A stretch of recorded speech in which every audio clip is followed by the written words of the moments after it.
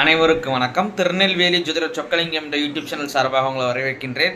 இன்றைக்கி பார்த்திங்கன்னா சமூகத்தில் நிறைய பேர் பொண்ணு அமைய மாட்டேக்கு அல்லது மாப்பிள்ளை அமைய மாட்டேக்கு, பெரும்பாலும் பொண்ணு அமைய மாட்டேக்கு அப்படிங்கிறது ஒரு நிதர்சனமான உண்மையாக இருக்குது.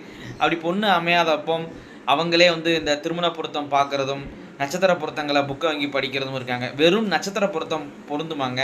இப்போ நான் சமீபத்தில் 2-3 என்னுடைய நெருங்கிய உறவினர்களுக்கையோ அல்லது தெரிஞ்சவங்கள்ட்டையோ பார்த்து கேட்குறப்போ பொருத்தம் பார்த்தீங்களா எப்படி இருக்குது, மேரேஜ் லைஃப்பில் பிரச்சனைன்னு வராங்க. இந்த நட்சத்திரத்துக்கு இத்தனை பொருத்தம் இருக்குன்னு சொன்னாங்கங்க. 10க்கு 8 பொருத்தம் இருக்குனாங்க, 10க்கு 9 பொருத்தம் இருக்குன்னாங்க. ஆனால் சேர்த்து வச்சோம், ஆனால் இப்படி பிரச்சனையாக நிற்கிது அப்படிங்கிறாங்க. வெறும் நட்சத்திர பொருத்தம் எப்படிங்க செட் ஆகும்? ஜாதகம் ரீதியாக தானே பார்க்கணும். எத்தனையோ பேர் எத்தனையோ நட்சத்திரத்தில் பிறந்திருக்கிறோம். எல்லாருமே 27 நட்சத்திரத்தில் தான் உலகத்தில் அத்தனை பேரும் பிறந்திருப்போம். அப்புறம் வெறும் நட்சத்திர பொருத்தம் செட் ஆகாது. அதனால் உங்களுக்கு வரன் அமையாட்டாலும் தயவு செஞ்சு சொல்கிறேன், அவசரப்பட்டு வந்த வரனை முடிச்சுக்கலாங்கிறதுக்கு ஆசைப்பட்டோ அல்லது வெறும் நட்சத்திர பொருத்தங்களை மட்டும் பார்க்காதீங்க, ஜாதக பொருத்தத்தை பாருங்கள். சரிங்களா? ஒவ்வொரு ஜோதிடரும் ஒவ்வொரு மாதிரி சொல்கிறாங்க அப்படின்னு நீங்கள் சொல்கிறீங்கன்னா அப்படித்தாங்க.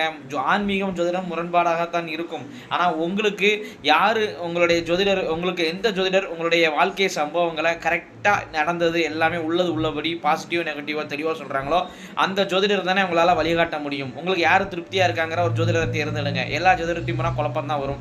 வெறும் நட்சத்திர பொருத்தம் மட்டும் பார்ப்பது இனிமேல் தயவு செஞ்சு பார்க்காதீங்க அப்படிங்கிறத அன்போடு கேட்டுக்கொள்கிறேன். மீண்டும் அடுத்த பதிவோடு சந்திக்கின்றேன். நன்றி, வணக்கம்.